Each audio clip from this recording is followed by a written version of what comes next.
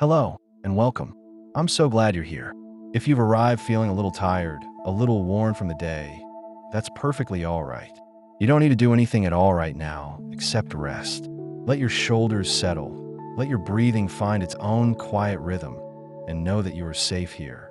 Tonight, we're going to take a slow, gentle journey together through one of nature's most peaceful wonders, the world of seeds and germination. We'll move softly through facts that are calming, surprising, and deeply reassuring. There's no rush, no test, no need to remember everything. Just let the words wash over you like a warm tide. And if you'd like to join me again on other quiet nights, you're always welcome to follow along. But for now, simply close your eyes if you wish, and let's begin. Seeds are among the oldest travelers on Earth. They have been drifting, waiting, and awakening for hundreds of millions of years. Long before humans walked upright, seeds were already perfecting their craft, the art of patience. A seed is not in a hurry. It does not panic. It simply waits, tucked inside its coat, holding all the instructions it needs to become something magnificent. And in that waiting, there is something profoundly calming. The seed teaches us that rest is not wasted time. Rest is preparation. Inside every seed, no matter how small, there is a tiny plant already formed. It's called an embryo, and it lies curled and still, like a baby sleeping in a cradle. This embryo has everything it needs: a root waiting to reach down, a shoot waiting to reach up, and leaves folded so carefully they take up almost no space at all. All of this is packed into a space smaller than a freckle, in some cases. The embryo does not move. It does not grow. It simply exists, suspended in time, waiting for the right moment. There is no urgency. There is only potential, quiet and infinite. Surrounding the embryo is a layer of stored food. This food is called the endosperm, and it is one of nature's most generous gifts. The endosperm is made of starches, proteins, and oils, all carefully arranged and preserved. It is the seed's packed lunch, its energy reserve, its promise that when the time comes to grow, there will be fuel enough to begin. The endosperm does not spoil. It does not decay. It waits, just as the embryo waits, in a state of suspended animation. In some seeds, this food can remain viable for years, even decades. The seed is patient. It knows that good things come to those who wait. Around the endosperm and the embryo is the seed coat, a protective shell that is both tough and gentle. The seed coat is like a soft armor. It shields the embryo from the world, from drying winds, from hungry animals, from the crushing weight of soil. But it is not a prison. When the time is right, the seed coat will soften, will split, will let the new life emerge. Until then, it holds everything together in a state of perfect stillness. The seed coat breathes very slowly. It allows tiny amounts of air and moisture to pass through, just enough to keep the embryo alive, but not enough to wake it. This is the seed's way of staying connected to the world while remaining deeply, deeply asleep. Some seeds are so small you can barely see them. Orchid seeds, for example, are like grains of dust. A single orchid pod can hold millions of seeds, each one lighter than a whisper. These seeds have no endosperm at all. They are so small, so light, that they can float on the gentlest breeze and travel for miles. They are not in a hurry to land. They drift, they wander, they wait for the wind to carry them to just the right place. And when they finally do land, they must find a special partner, a fungus that will share its food and help the tiny seed grow. This partnership is ancient and quiet, a collaboration that has been unfolding in forests for millions of years. The orchid seed does not worry. It trusts the process. Other seeds are large and heavy, built for a different kind of journey. The coconut is one of the largest seeds in the world. It can float on ocean currents for thousands of miles, drifting from island to island, carried by the slow, steady rhythm of the sea. Inside its thick, fibrous husk, the coconut holds water, food, and a small embryo, all perfectly protected. The coconut does not mind the salt. It does not mind the time. It simply floats, rocking gently on the waves, until it washes ashore on some distant beach. There, it will wait again, half buried in warm sand, until the rains come and the conditions are just right. The coconut is in no rush. It has crossed an ocean. It can wait a little longer. Seeds have many ways of traveling, and each method is a quiet marvel. Some seeds have wings. Maple seeds, for instance, spin as they fall, twirling like tiny helicopters.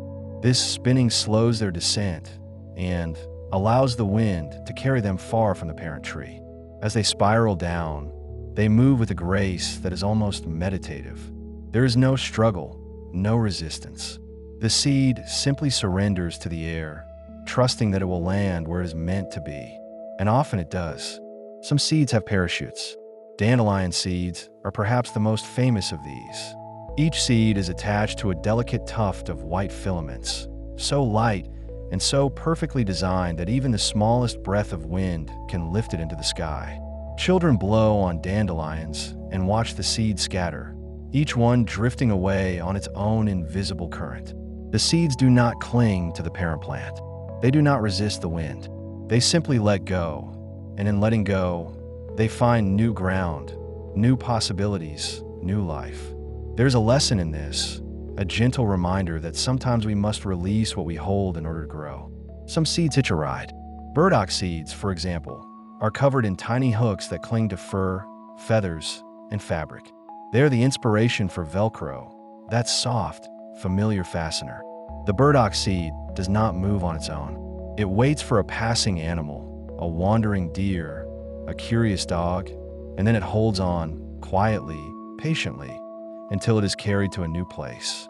When the animal brushes against a tree or rolls in the grass, the seed is dislodged, and it falls to the ground, ready to begin. The seed does not force its journey. It simply waits for the right companion. Some seeds are planted by animals who never intend to help. Squirrels bury acorns in the fall, hiding them away for the winter. But squirrels are forgetful creatures, and many of those acorns are never retrieved. Instead, they lie in the soil, covered and protected, until spring arrives. Then, warmed by the sun and moistened by rain, the forgotten acorns begin to grow. The squirrel, in its forgetfulness, has planted a forest. The oak tree does not mind being forgotten. It is patient. It knows that forgetfulness, in this case, is a gift. Other seeds are eaten and then planted. Berries are bright and sweet because they are meant to be eaten. Birds and mammals consume the fruit, and the seeds pass through their digestive systems, unharmed and often improved. The journey through an animal's gut can soften the seed coat, making it easier for the seed to germinate. And when the animal moves on, the seed is deposited far from the parent plant, surrounded by a small package of natural fertilizer. The seed does not resist being eaten. It is part of the plan, a collaboration between plant and animal that has been refined over millions of years. The seed trusts the process, and the process works. Germination is the word we use to describe the moment a seed wakes up. But waking is not sudden. It is slow, gradual, and deeply intentional. A seed does not leap into life. It eases into it, one small step at a time. The first thing a seed needs is water. Water is the key that unlocks the door. When a seed absorbs water, it begins to swell. The cells inside the seed, which have been dry and dormant, start to fill and expand. This process is called imbibition, and it is one of the gentlest transformations in nature. The seed drinks slowly, steadily, taking in moisture through its coat. There is no rush. The seed knows that growth cannot be forced. As the seed swells, something remarkable happens. Enzymes, which have been sleeping inside the seed, begin to wake up. These enzymes are like tiny workers, and their job is to break down the stored food in the endosperm. They convert starches into sugars, proteins into amino acids, fats into fatty acids. All of this food is then transported to the embryo, which begins to stir. The embryo does not leap into action. It stretches very slowly, like someone waking from a long, deep sleep. First, it sends out a root. The root is always first. It reaches down into the soil, anchoring the seed, seeking water and nutrients. The root does not hurry. It grows at its own pace, feeling its way through the darkness. Once the root is established, the shoot begins to grow. The shoot is the part of the plant that will reach toward the light. It pushes up through the soil, guided by a force we call gravitropism. Gravitropism is the plant's ability to sense gravity and grow in the right direction. Roots down, shoots up. The plant does not see. It does not think, but it knows, in some deep, cellular way, which way is up and which way is down. This knowledge is ancient, built into the very structure of the plant's cells. The shoot moves slowly, pushing aside grains of soil, bending around pebbles, always reaching upward. It is patient. It is persistent. It does not give up. When the shoot finally breaks through the surface of the soil, it encounters light for the first time. This moment is called emergence, and it is one of the most important moments in a plant's life. The shoot has been growing in darkness, fueled entirely by the food stored in the seed. But now, in the light, everything changes. The shoot begins to turn green. Chlorophyll, the molecule that captures sunlight, starts to form in the cells of the leaves. The plant is no longer dependent on the seed stored food. It can make its own food now, through photosynthesis. The transition is seamless, quiet, and utterly miraculous. The plant has become independent, but it does not forget where it came from. The seed coat, now empty, often remains attached for a while, a reminder of the journey. Not all seeds germinate right away. Some seeds have a built-in delay, a kind of biological timer that prevents them from sprouting until conditions are just right. This delay is called dormancy, and it is one of the seed's most important survival strategies. Dormancy ensures that a seed does not germinate in the fall, only to be killed by winter frost. It ensures that a seed does not sprout during a brief rain in the desert, only to die when the water runs out. Dormancy is patience made physical. It is the seed's way of saying, "Not yet. Wait, the time will come." There are many types of dormancy, each one tailored to a specific environment. Some seeds require a period of cold before they will germinate. This is called cold stratification, and it is common in plants that live in temperate climates. The seed must experience winter before it will believe that spring has arrived. The cold does something to the seed's internal chemistry, breaking down hormones that inhibit growth and activating hormones that promote it. The seed does not mind the cold. It needs the cold. The cold is a promise that warmth will follow. Other seeds require fire. In ecosystems where wildfires are common, some plants have evolved seeds that will only germinate after they have been exposed to heat or smoke. The seed coat is so thick, so hard, that it can only be cracked open by the intense heat of a fire. After the fire passes, the landscape is black and empty, but beneath the ash, seeds are waking up. They have waited for this moment, sometimes for years. The fire has cleared away competition, enriched the soil with nutrients, and opened the canopy to let in light. The seeds do not fear the fire. They have been waiting for it. Some seeds need to be scarified, which means their seed coat must be scratched, scraped, or worn away before they can germinate. In nature, this happens through the grinding action of rocks in a stream, the gnawing of an animal's teeth, or the slow, patient work of soil bacteria. The seed coat is tough, but it is not invincible. Over time, it weakens, and when it finally breaks, the seed is ready. Scarification is a reminder that sometimes we must be broken open before we can grow. Other seeds need light. These are usually very small seeds, like those of lettuce or petunias. They are so small that if they were buried too deep, the shoot would run out of energy before it reached the surface. So these seeds have evolved to sense light. They will only germinate if they detect a certain wavelength of red light, which tells them they are near the surface. If the seed is buried too deep, it remains dormant, waiting for the soil to shift, for an animal to dig, for erosion to bring it closer to the light. The seed is not impatient. It waits. It trusts that the light will come. Some seeds can remain dormant for an extraordinarily long time. The record for the oldest viable seed belongs to a date palm seed that was found in an ancient fortress in Israel. The seed was more than 2,000 years old, and yet, when scientists planted it and gave it water, it germinated. The plant that grew from that seed is now thriving, a living link to the ancient world. The seed waited for 2 millennia, through empires rising and falling, through wars and peace, through countless human generations. And when the time came, it grew. This is the power of the seed, to wait, to endure, to hold life within itself for as long as necessary. Even more astonishing are the seeds found in permafrost, frozen in the Arctic for tens of thousands of years. In Siberia, scientists discovered seeds of a plant called Silene stenophylla, buried by an ancient squirrel more than 30,000 years ago. The seeds were frozen solid, preserved in ice. When the scientists thawed them and planted them, the seeds germinated. The plants that grew were identical to their ancient ancestors, a glimpse into a world that existed long before human civilization. The seeds did not know they had been frozen. They did not know that the world had changed. They simply waited, and when the conditions were right, they grew. This is the seed's gift, patience beyond measure. Water is the beginning of germination, but is also one of the most important factors throughout a plant's life. A seed can sense how much water is available, and it will not germinate unless there is enough to sustain it through the critical early stages of growth. This is why desert seeds often remain dormant for years, waiting for a rare, heavy rain.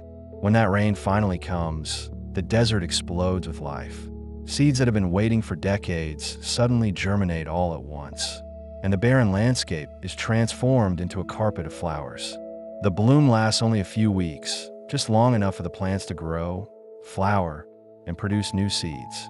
Then the desert returns to silence, and the new seeds settle into the soil, ready to wait their turn. The cycle is patient. The cycle is perfect. Temperature is another key factor. Most seeds have a preferred temperature range for germination. Some prefer it cool, others prefer it warm. The seed can sense the temperature of the soil, and it will only germinate when the temperature is within its ideal range. This is why gardeners pay attention to soil temperature, not just air temperature. A warm spring day might feel inviting, but if the soil is still cold, seeds will not sprout. The seed is wiser than we are. It knows that surface conditions can be deceiving. It waits for the soil itself to warm, for the deep, steady heat that signals true spring. Oxygen is also essential. Seeds breathe very slowly, even when they are dormant. They take in oxygen and release carbon dioxide, just like we do, but at a much slower rate. When a seed begins to germinate, its breathing speeds up. The cells are working hard now, breaking down food, building new structures, and all of this requires energy, which requires oxygen. If a seed is buried too deep, or if the soil is waterlogged and oxygen poor, the seed will suffocate. It will not germinate, or if it does, it will die before it reaches the surface. The seed needs to breathe. It needs space, air, and the gentle exchange of gases that sustains all life. Some seeds are incredibly tough. They can survive being frozen, dried, heated, and even exposed to the vacuum of space. Scientists have sent seeds into orbit, exposing them to radiation and extreme temperatures, and many of them still germinated when they returned to Earth. The seed is resilient. It is built to endure. Its coat protects it, its embryo is patient, and its stored food is stable. The seed does not fear hardship. It is designed for it. Other seeds are delicate. They must be planted at just the right depth, in just the right soil, with just the right amount of water. They are sensitive to light, to temperature, to the chemistry of the soil. These seeds are specialists, adapted to very specific environments. They thrive in their niche, but they struggle outside of it. There is no judgment in this. Some seeds are generalists, able to grow almost anywhere. Others are specialists, perfectly tuned to a narrow set of conditions. Both strategies work. Both have been successful for millions of years. The seed does not compare itself to other seeds. It simply is what it is. The root is the first part of the plant to emerge, and it is also one of the most important. Roots anchor the plant, preventing it from being washed away by rain or blown over by wind. But roots do much more than anchor. They absorb water and nutrients from the soil, drawing them up into the plant. They also store food, communicate with other plants, and form partnerships with fungi and bacteria. The root is a quiet worker, hidden underground, doing essential work that we rarely see. The root does not seek attention. It does not need praise. It simply grows, reaching deeper, spreading wider, sustaining the plant above. Root hairs are tiny, delicate extensions that grow from the surface of the root. They are so small that you need a microscope to see them clearly, but they are incredibly important. Root hairs vastly increase the surface area of the root, allowing it to absorb more water and nutrients. A single root can have millions of root hairs, each one reaching into the tiny spaces between soil particles. drawing in moisture. The root hairs are fragile. They live for only a few days before they are replaced by new ones. But in their short lives, they do essential work. They are the plant's connection to the earth, its lifeline, its quiet source of sustenance. As the root grows deeper, the shoot grows taller. The shoot is guided by light, a phenomenon called phototropism. The plant can sense where the light is coming from, and it bends toward it. This bending is caused by a hormone called auxin, which accumulates on the shaded side of the shoot, causing those cells to grow faster. The result is a gentle curve toward the light. The plant does not think about this. It does not decide. It simply responds, automatically and elegantly, to the world around it. The shoot reaches for the light, and the light gives it energy. The partnership is simple and profound. The first leaves to emerge are often different from the later leaves. These first leaves are called cotyledons, or seed leaves, and they're part of the embryo. In some plants, like beans, the cotyledons are thick and fleshy, full of stored food. They push up through the soil and turn green, photosynthesizing for a while before they wither and fall off. In other plants, like peas, the cotyledons remain underground, transferring their stored food to the growing shoot. Either way, the cotyledons are a bridge between the seed and the plant, a transitional structure that helps the young plant survive its first days of life. The cotyledons do not last long, but they are essential. They are the plant's first gift to itself. After the cotyledons come the true leaves. These are the leaves that will carry the plant through the rest of its life. They are larger, more complex, and more efficient at photosynthesis. The true leaves unfurl slowly, one at a time, each one adding to the plant's ability to capture sunlight and make food. The plant does not rush. It grows at its own pace, adding leaves, adding height, adding strength. There's a rhythm to this growth, a steady, reliable pattern. The plant is not in competition with itself. It is simply becoming what it was always meant to be. Germination is not the same for every seed, even within the same species. Some seeds germinate quickly, within days. Others take weeks or even months. Some seeds germinate all at once, in a synchronized burst. Others germinate sporadically, spreading out the risk. If all the seeds germinated at once, and a late frost killed them all, the plant's lineage would end. But if the seeds germinate over time, some will survive, no matter what happens. This is called bet hedging, and it is a common strategy in nature.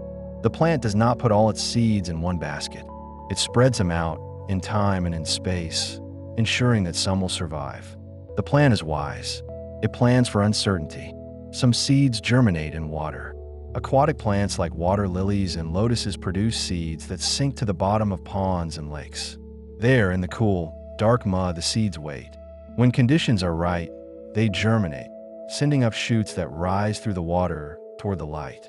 The shoot is buoyant, filled with air pockets that help it float upward. When it reaches the surface, it spreads its leaves on the water, capturing sunlight. The roots remain anchored in the mud, drawing nutrients from the rich sediment. The plant lives in two worlds, water and air, darkness and light. It is perfectly adapted to both. Other seeds germinate in the air. Epiphytic plants, like some orchids and bromeliads, grow on the branches of trees, high above the ground. Their seeds are tiny and light, carried by the wind until they land on a branch. There, they germinate, sending out roots that cling to the bark. These plants do not take nutrients from the tree. They're not parasites. They simply use the tree as a platform, a place to live where they can reach the light. They gather water from rain and fog, and they absorb nutrients from dust and decaying leaves. The seed does not need soil. It only needs a place to hold on, a place to begin. Germination is a process of transformation, but is also a process of continuity. The plant that grows from a seed is not separate from the seed. It is the seed, unfolded, expressed, made visible. The seed contains all the information, all the potential, all the instructions needed to build a complete plant. The DNA inside the seed cells is a library, a blueprint, a recipe. It tells the cells when to divide, when to specialize, when to form roots, stems, leaves, flowers. The cells follow these instructions with astonishing precision, and the result is a living, growing plant. The seed does not become something else. It becomes itself. And yet, the environment also plays a role. Two seeds from the same plant, planted in different soils, will grow into slightly different plants. One might be taller, the other bushy. One might flower earlier, the other later. The seed provides the potential, but the environment shapes the expression. This is the dance between nature and nurture, between genetics and experience. The seed is not rigid. It is flexible, responsive, adaptable. It listens to the world around it and adjusts accordingly. The seed is both determined and open, both fixed and free. Germination is a beginning, but it is not the beginning. The seed itself is the product of a long process that began with a flower, a pollination, a fertilization. The seed is a child of two parents, carrying genes from both. It is a new individual, unique and unrepeatable. And yet, it is also a continuation, a link in a chain that stretches back through countless generations. The seed carries the past within it, and it holds the future. It is a bridge across time, a vessel of memory and possibility. The seed is ancient and new all at once. When we plant a seed, we participate in this process. We become part of the story. We prepare the soil, we water, we wait. We cannot make the seed grow. We can only provide the conditions, and then step back. The seed does the rest. It knows what to do. It has known for millions of years. Our role is small but meaningful. We are witnesses, gardeners, companions. We watch, and in watching, we learn. We learn patience. We learn trust. We learn that some things cannot be rushed, cannot be forced, cannot be controlled. We learn to let go, and in letting go, we find peace. The seed teaches us that life is resilient. It can wait, it can endure, it can begin again. No matter how long the drought, no matter how harsh the winter, the seed remains. It holds life within itself, quietly, patiently, until the moment is right. And when that moment comes, it does not hesitate. It grows, it reaches, it becomes. The seed is a promise that life will continue, that spring will come, that hope is always justified. The seed does not doubt. It simply waits, and then it grows, and in growing, it fulfills its purpose. The absorption of water into a seed is not a violent flood, but a gradual invitation. Through tiny pores and the permeable layers of the seed coat, water molecules slip inside, one after another, in a process so gentle it might take hours or even days to complete.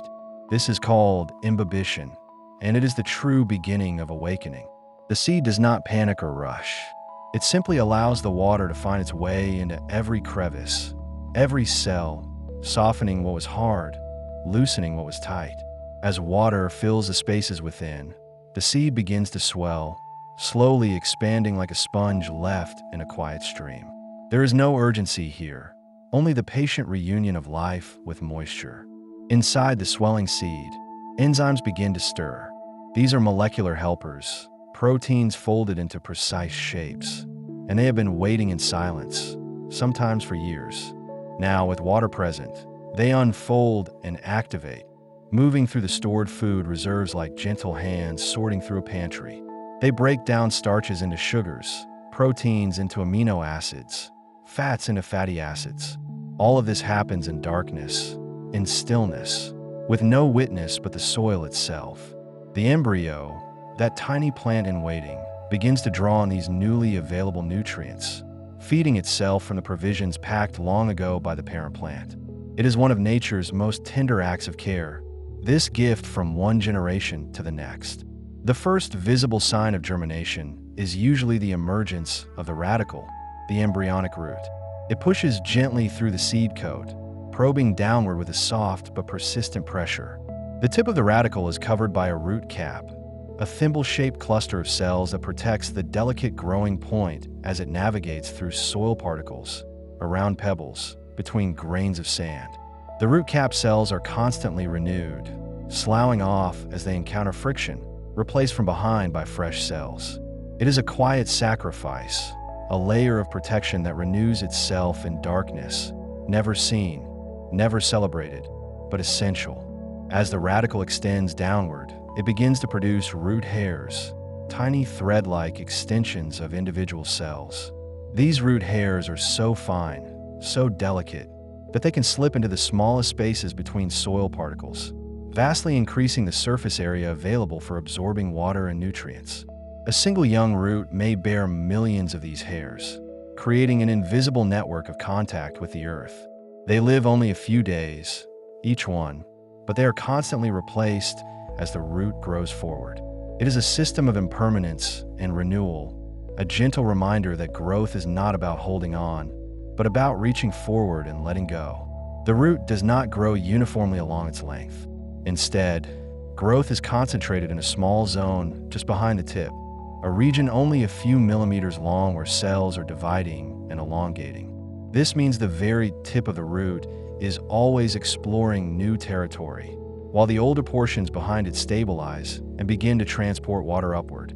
The root tip can sense gravity, orienting itself downward even in complete darkness, guided by specialized cells called statocytes that contain dense starch grains. These grains settle to the lower side of the cell, like tiny stones in a pocket, providing the root with a sense of direction. It is navigation by weight, by the simple pull of the earth, elegant and infallible. While the root reaches down, the shoot begins its journey upward. In many seeds, this shoot is called the hypocotyl, and it emerges in a graceful arch, pushing through the soil with its bend leading the way. This arch protects the delicate shoot tip and the first leaves, which follow behind, shielded from abrasion. The hypocotyl is often strong and pale, having grown in darkness, and it pushes upward with a steady determination. Once it breaks the surface and encounters light, it straightens, lifting the cotyledons or the first true leaves into the air. This moment, the breaking of a surface, is a threshold crossed quietly, without fanfare, but it is a transformation as profound as any in nature. Some seeds send up their cotyledons, their seed leaves, into the light. These cotyledons may be thick and fleshy, still holding reserves of food, or they may be thin and green, ready to begin photosynthesis immediately. In beans and sunflowers, the cotyledons emerge above ground, a strategy called epigeal germination. They unfold and spread, often looking quite different from the true leaves that will follow. For a few days or weeks, these cotyledons serve as the plant's first solar panels, capturing light and producing sugars while the true leaves develop. Then, having served their purpose, they wither and fall away, a gentle passing that makes room for what comes next. Other seeds keep their cotyledons below ground, safely tucked within the seed coat. In peas and oaks, the shoot that emerges is already the epicotyl, the stem above the cotyledons, and it carries the first true leaves directly upward. This is called hypogeal germination, and it is a more conservative strategy, preserving the seed's food reserves and the relative safety of the soil. The cotyledons remain as a reservoir, feeding the young plant until its roots and leaves are established enough to sustain it independently.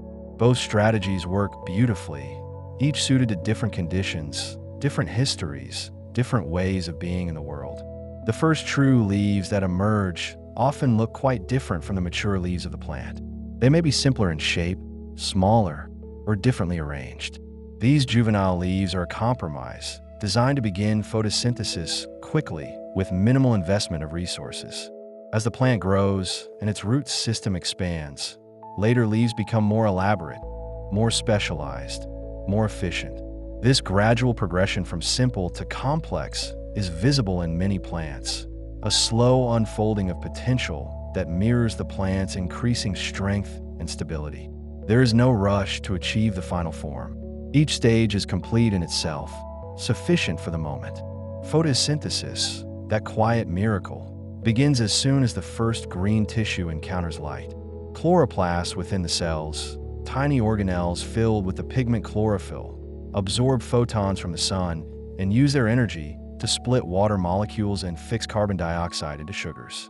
This process releases oxygen as a byproduct, a gift to the atmosphere, to all breathing creatures. A single germinating seedling produces only a whisper of oxygen, but across the world, billions upon billions of seeds germinate each day, each one contributing to the great breathing of the planet. It is a collective exhale, a planetary respiration, and it happens mostly in silence. The young plant must balance its growth between roots and shoots. If it invests too much in leaves, it may not have enough roots to supply water and nutrients. If it grows too many roots, it may not capture enough light. This balance is regulated by hormones, chemical messengers that travel through the plant's tissues, coordinating growth in response to the environment. Auxins, cytokinins, gibberellins, abscisic acid.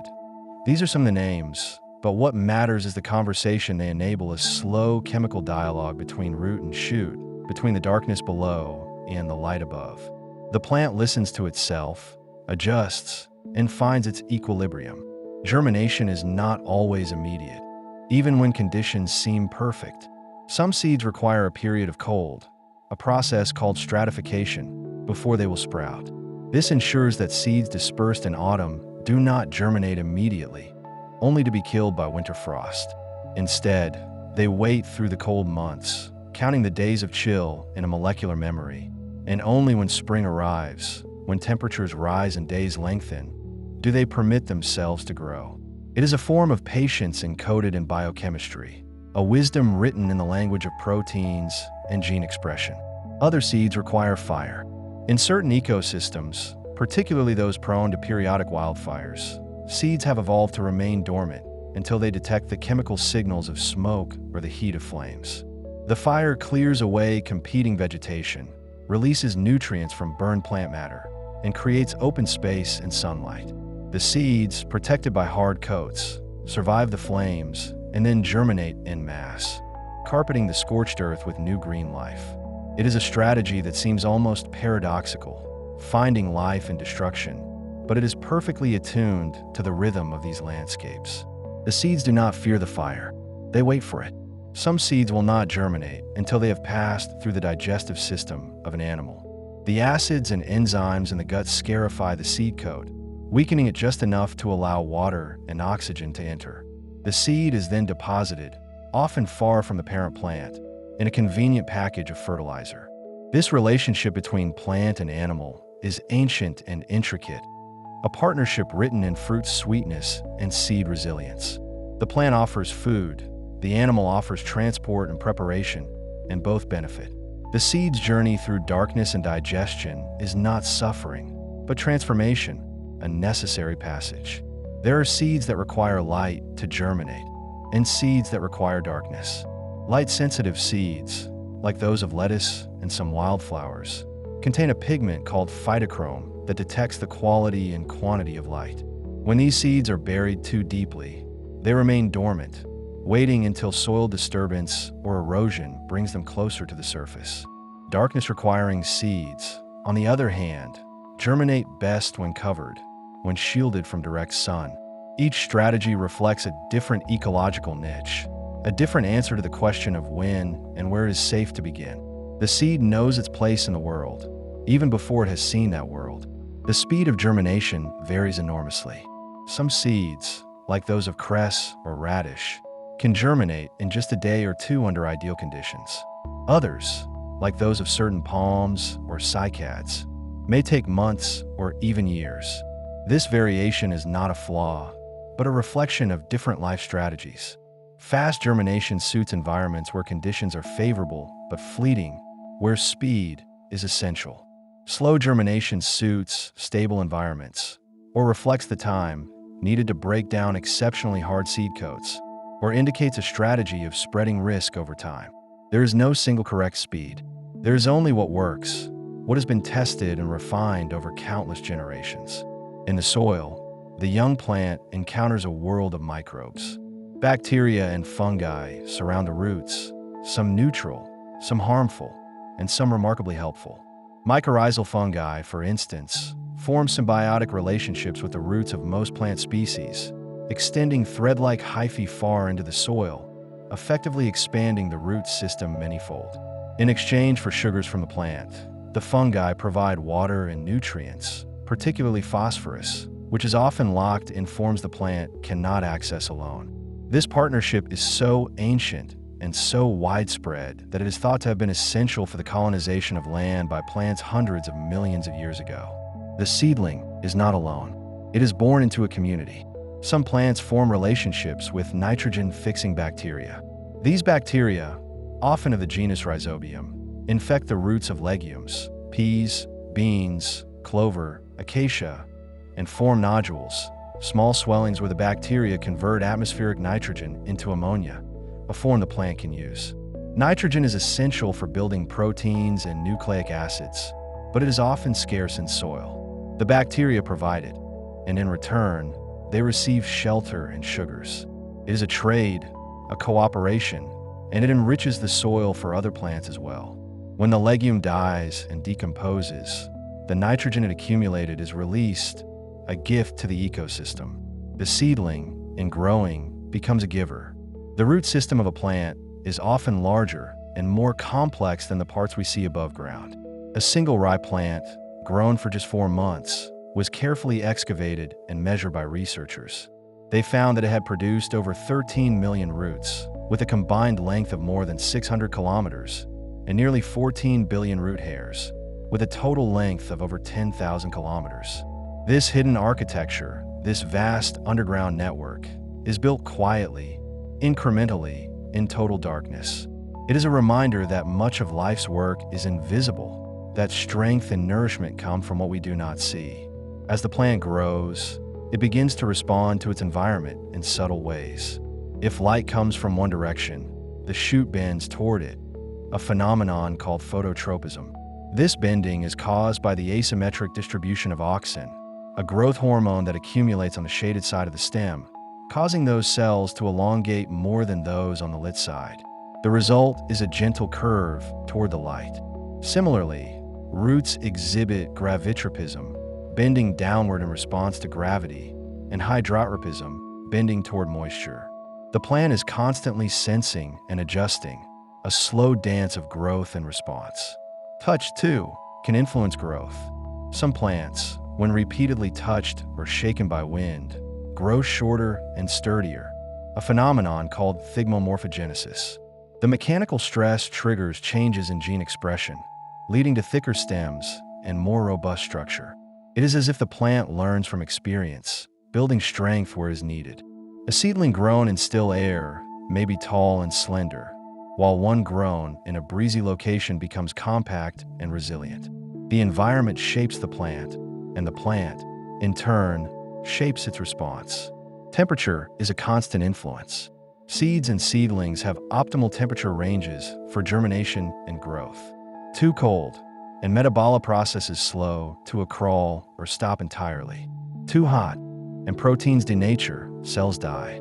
But within the favorable range, temperature acts as a signal and a resource. Warmer soil speeds germination in many species, while cooler temperatures may enhance it in others adapted to cold climates.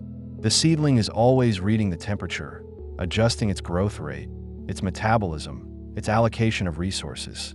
It is a thermometer and a thermostat, both sensing and responding. Water availability is perhaps the most critical factor.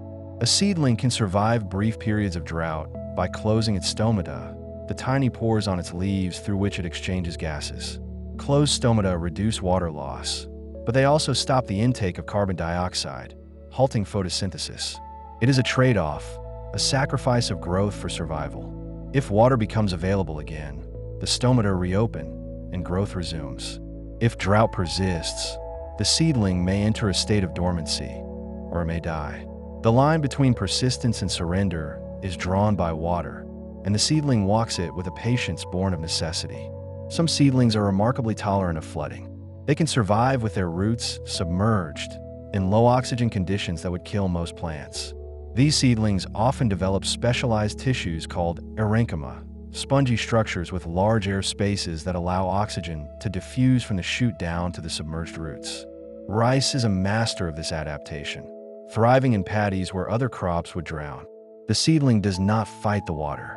It accommodates it, restructures itself, finds a way to breathe even when submerged. It is flexibility, not rigidity, that ensures survival. Seedlings also face threats from herbivores. A young plant, tender and nutritious, is a tempting meal for insects, slugs, rabbits, deer. Some plants defend themselves chemically, producing bitter or toxic compounds even in their first leaves. Others rely on physical defenses, hairs, spines, tough textures. Still others grow rapidly, outpacing the damage, or produce many seeds, accepting that some seedlings will be lost. There is no single solution, only a diversity of strategies, each tested by time, each sufficient in its context. The seedling is vulnerable, but not helpless. In forests, the germination of seeds often occurs in waves, following disturbances. When a large tree falls, it creates a gap in the canopy, and sunlight suddenly floods the forest floor. Seeds that have lain dormant in the soil for years, even decades, detect the light and germinate en masse. This is called the seed bank, a reservoir of potential life waiting in the soil. Some seeds in this bank can remain viable for centuries, patient beyond measure, ready to seize the moment when it finally arrives. The forest floor is not empty. It is full of waiting. Desert seeds are masters of patience and precision. In environments where rain is rare and unpredictable, germination is a gamble. If a seed germinates after a brief shower, only to have the soil dry out again, the seedling will die. Desert seeds often require not just moisture, but a significant amount of it, enough to ensure that the soil will remain wet long enough for the seedling to establish. Some require multiple rains, or rain of certain intensity. They are cautious gamblers, waiting for the odds to tip in their favor. When the right rain finally comes, the desert blooms, and the patience of years is rewarded in weeks of color and life. Alpine seeds, germinating at high elevations, face short growing seasons and harsh conditions. Many are small, allowing the plant to complete its life cycle quickly. Some germinate under snow, beginning growth in the cold, meltwater-saturated soil, so that they are ready to photosynthesize the moment the snow retreats and sunlight returns. Others wait until late spring or early summer, when temperatures are more favorable. Timing is everything in these environments, and the seeds have evolved exquisite sensitivity to the cues that indicate the best moment to begin. They live on the edge of possibility, and they thrive there. Aquatic seeds face a different set of challenges. Some, like those of water lilies, float on the surface until they find a suitable spot, then sink and germinate in the mud. Others are dispersed by water currents, traveling downstream until they lodge in a quiet eddy or a muddy bank. Mangrove seeds often germinate while still attached to the parent tree, a strategy called vivipary. The seedling grows into a long, spear-like propagule that eventually drops into the water below, floats upright, and drifts until it reaches shallow water, where it lodges in the mud and takes root. It is a journey from tree to tree, from coast to coast, carried by the patience of tides. Some seeds are so small they are nearly invisible. Orchid seeds, for example, are like dust, each one weighing only a few micrograms. They contain almost no stored food, just a tiny embryo. To germinate, they require infection by a specific fungus, which provides the nutrients the embryo needs to grow. This dependency makes orchid germination challenging and rare in the wild, but it also allows orchids to produce millions of seeds from a single capsule, scattering them on the wind like wishes. Most will never germinate, but a few will find the right fungus, the right spot, and from that microscopic beginning, a plant of exquisite beauty will slowly grow. At the other extreme are the largest seeds in the world. Those are the Coco de Mer palm, which can weigh over 20 kilograms. These massive seeds contain abundant food reserves, allowing the seedling to grow slowly and steadily in the shaded understory of the forest. Germination can take a year or more, and the seedling may remain dependent on the seeds reserved for several years. It is a strategy of abundance and patience, suited to a stable, competitive environment where early speed is less important than sustained, reliable growth. The seed is a fortress of resources, and the seedling is a patient heir. Seeds can also be incredibly long-lived. The oldest seed successfully germinated was a date palm seed recovered from an ancient fortress in Israel, radiocarbon dated to about 2,000 years old. It was carefully hydrated and planted, and it sprouted, growing into a healthy plant. This extraordinary longevity is due to the seed's low moisture content and the protective compounds in its tissues. which prevent decay and damage. The seed waited through empires and ages, silent and still, until the conditions for life returned. It is a reminder that life, once encoded, can endure almost indefinitely, waiting for the right moment to unfold. Even more remarkable are the seeds found in permafrost, frozen for tens of thousands of years. In Siberia, scientists discovered seeds of a flowering plant, Silene stenophylla, in the burrow of an ancient ground squirrel, buried and frozen for over 30,000 years. Using tissue from these seeds, they were able to regenerate plants.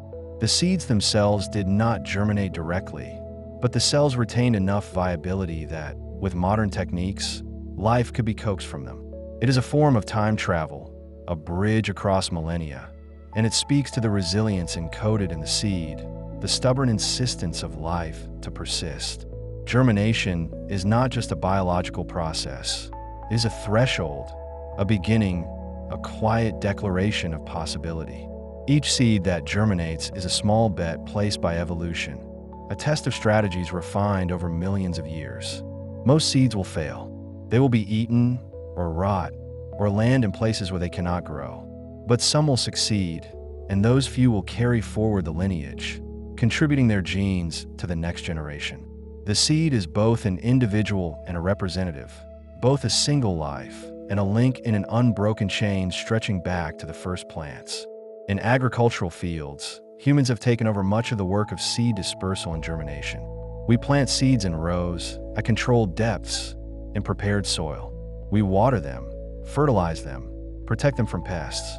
This allows us to cultivate plants far from their native ranges, in climates and soils they would never naturally encounter.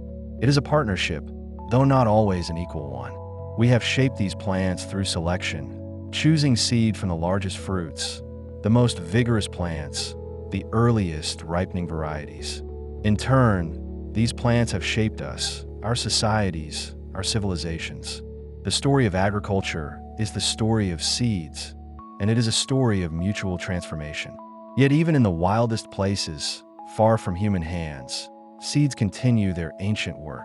In rainforests and tundras, in deserts and wetlands, seeds fall and wait and germinate, each one following the instructions written in its genes, each one responding to the specific conditions of its time and place.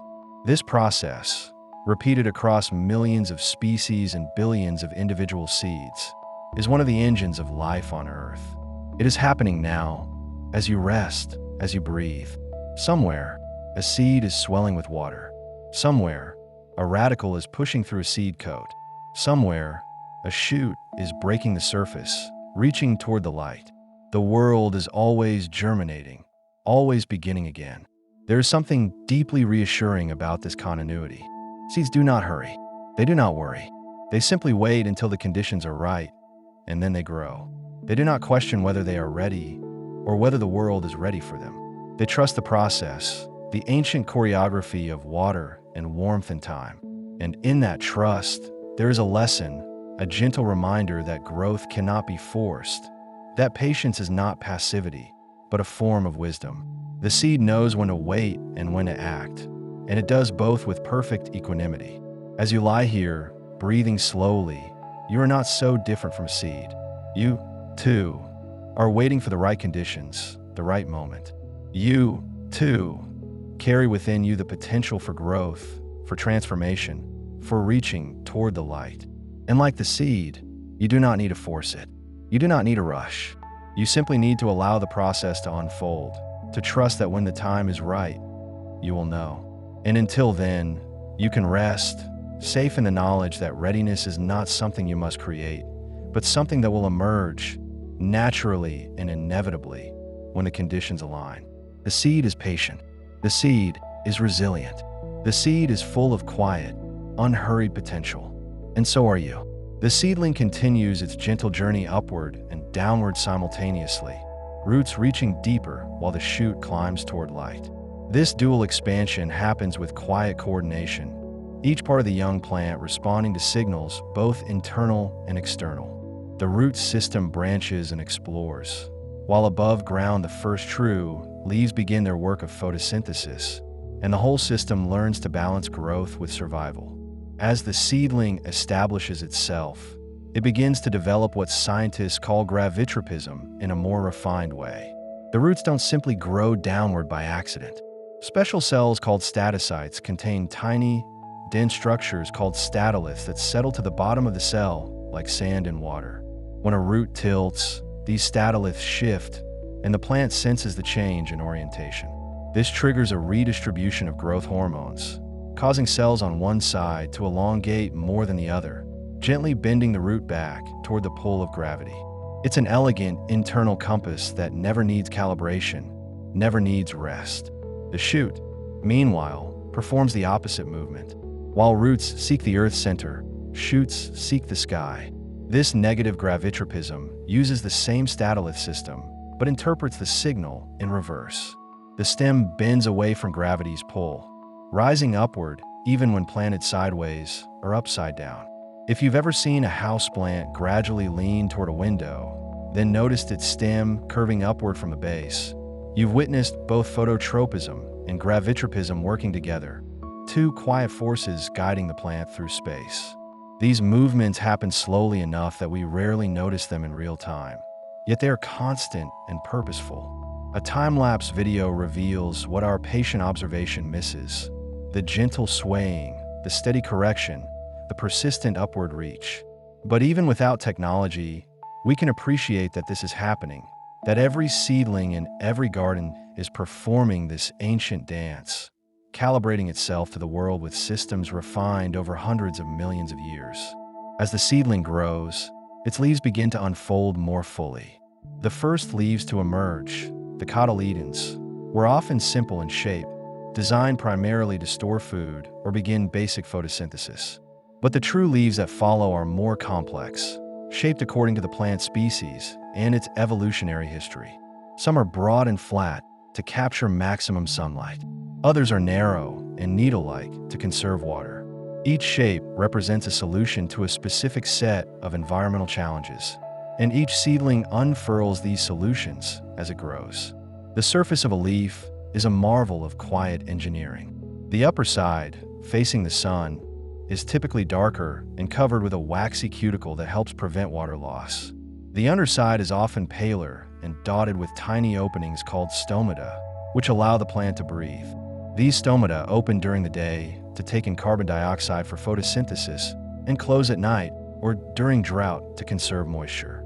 Guard cells surrounding each stoma swell and shrink in response to light, humidity, and the plant's internal water status, making thousands of tiny adjustments throughout the day. Through these stomata, the plant releases oxygen as a byproduct of photosynthesis. This is the same oxygen we breathe, the same oxygen that fills the atmosphere and makes complex life possible on Earth. Every seedling, no matter how small, contributes to this global exchange. A single leaf, quietly photosynthesizing in the sun, is both feeding itself and feeding the world. There is something deeply comforting in this, the way even the smallest living thing participates in systems so vast and essential. Photosynthesis itself is a process of almost miraculous elegance. Inside each leaf cell are structures called chloroplasts, descendants of ancient bacteria that were engulfed by early plant ancestors billions of years ago. These chloroplasts contain chlorophyll, the pigment that gives plants their green color and captures light energy.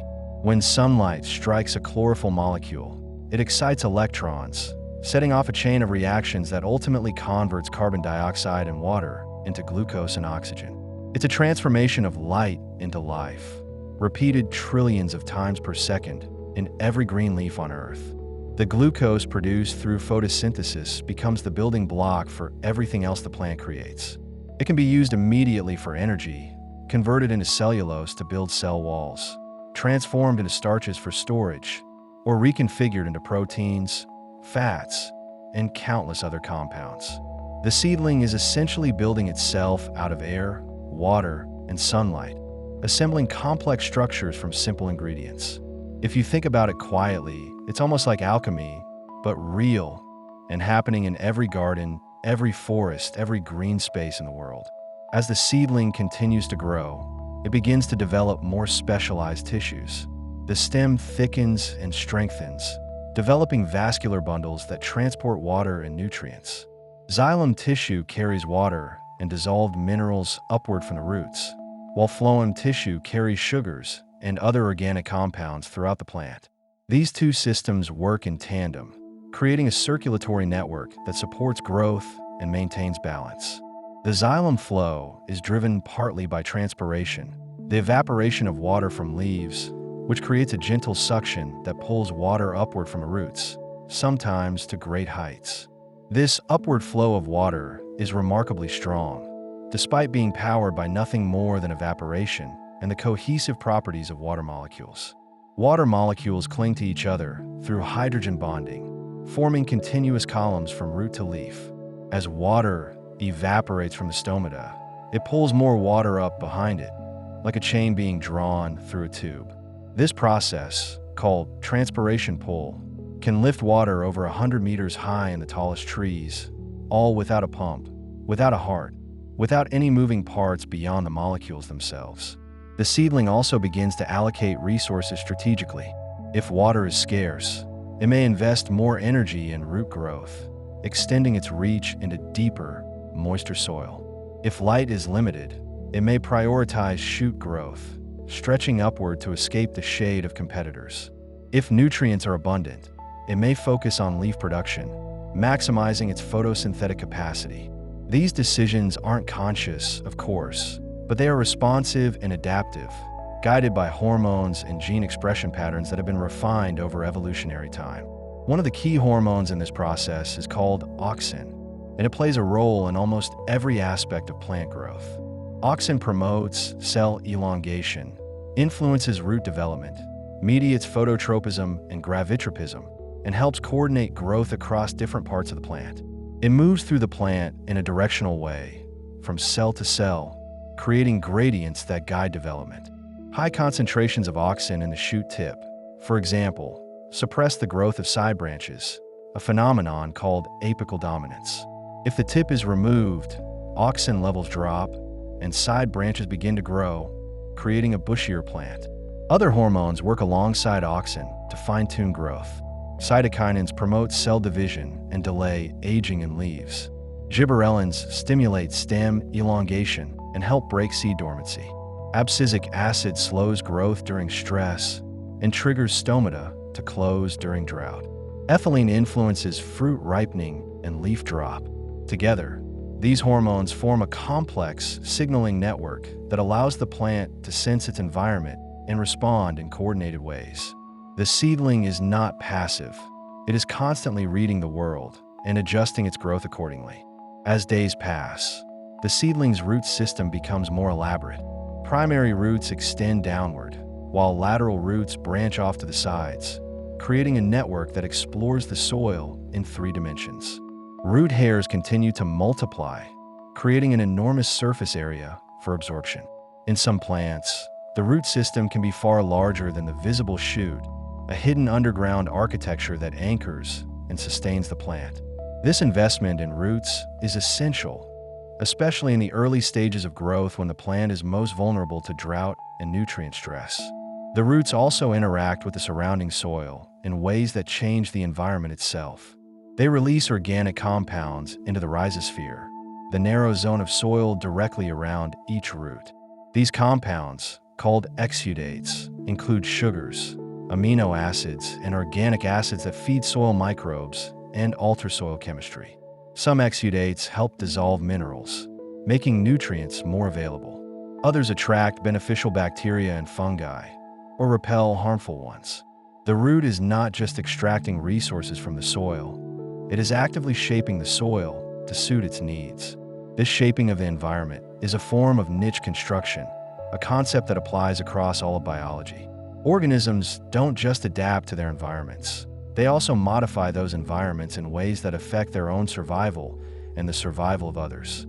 A seedling growing in poor soil gradually improves that soil through its root exudates, its shed cells, and eventually its decomposing tissues. Over time, plants collectively transform landscapes, building soils, altering water cycles, and creating habitats for countless other species. Some seedlings form particularly close relationships with nitrogen-fixing bacteria. Legumes, for example, develop special structures on their roots called nodules, which house bacteria of the genus Rhizobium. These bacteria have the remarkable ability to convert atmospheric nitrogen, which plants cannot use directly, into ammonia, which they can. In exchange, the plant provides the bacteria with sugars from photosynthesis. It's a partnership that benefits both parties and enriches the soil, making nitrogen available to other plants as well. This quiet collaboration happens underground, unseen, yet it sustains ecosystems and agriculture around the world. The seedling's growth is also influenced by the day-night cycle. Plants have internal circadian rhythms, biological clocks that help them anticipate daily changes in light and temperature. These rhythms are controlled by gene networks that cycle with a period of about 24 hours, even in constant conditions. The circadian clock helps plants optimize photosynthesis, coordinate growth, and prepare for dawn before the sun actually rises. It's a form of biological timekeeping that connects the plant to the rhythm of the Earth's rotation, a rhythm that has been constant for billions of years. Research has shown that plants with circadian rhythms matched to their environment grow better than those with mismatched rhythms. A plant whose internal clock runs fast or slow, out of sync with the actual day length, is less efficient at using resources and more vulnerable to stress. This suggests that the circadian clock is not just a curiosity, but an important adaptation, a way for plants to harmonize their internal processes with the external world. The seedling, in its quiet growth, is synchronized with the planet itself. As the seedling matures, it begins to develop secondary structures. In woody plants, a layer of cells called the vascular cambium starts to produce new xylem and phloem, thickening the stem. The outermost layer, the bark, develops from another cambium called the core cambium. These secondary growth processes transform a tender seedling into a sturdy sapling, capable of supporting greater height and withstanding wind, weather, and the weight of leaves and branches. It's a gradual transition, but an essential one for plants that will live for years, decades, or even centuries. Even in herbaceous plants that don't develop woody stems, there is a progression from the delicate vulnerability of the seedling stage to the relative sturdiness of the mature plant. Stems become firmer, leaves become more numerous, and the root system becomes more extensive. The plant's ability to tolerate stress improves as it grows. A seedling that might wilt in an afternoon of hot sun becomes a plant that can endure days of heat. A root system that once reached only a few centimeters down eventually taps into deeper, more reliable water sources. This increasing resilience is a reminder that growth is not just about size, but about capacity. The seedling is building not just tissue, but systems for capturing light, for finding water, for resisting disease, for reproducing. Each stage of growth adds another layer of capability, another strategy for survival. And all of this happens through processes that are fundamentally peaceful: cell division, elongation, differentiation. No violence, no struggle in the dramatic sense, just the quiet, persistent work of life building itself. Some seedlings face particular challenges based on where they germinate. A seedling in a dense forest must contend with deep shade, where only a fraction of sunlight reaches the ground. These seedlings often adopt a strategy called shade tolerance, growing slowly but efficiently, with broad, thin leaves that maximize light capture. They wait, sometimes for years, for a gap to open in the canopy above. When a large tree falls, light suddenly floods the forest floor, and the patient seedlings respond with a burst of growth, racing to claim the newly available space. Other seedlings germinate in open, sunny environments where water is the limiting factor. These plants often have thick, waxy leaves to reduce water loss, deep roots to access groundwater, and the ability to close their stomata tightly during the hottest part of the day. Some can even enter a state of dormancy during extreme drought, shutting down most of their metabolic processes and waiting for rain.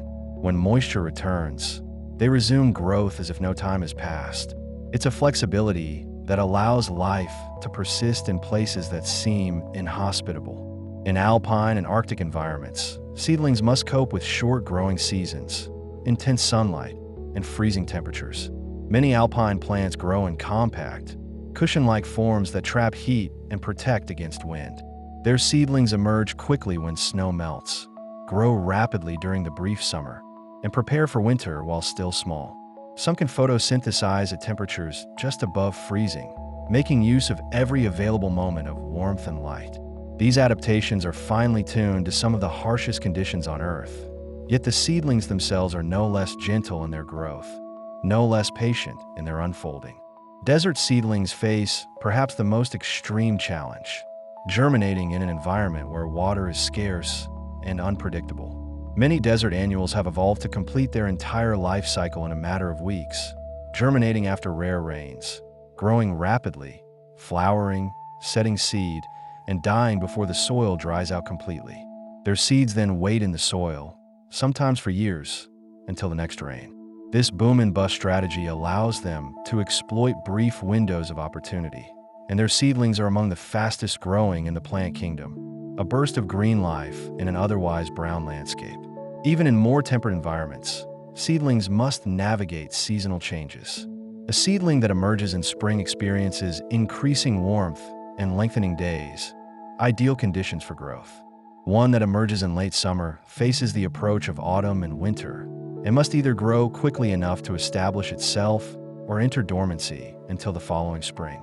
Many plants have evolved to germinate at specific times of year, using temperature and light cues to ensure that their seedlings emerge when conditions are most favorable. The timing of germination can be influenced by a process called vernalization, in which exposure to cold temperatures is required before the plant can flower.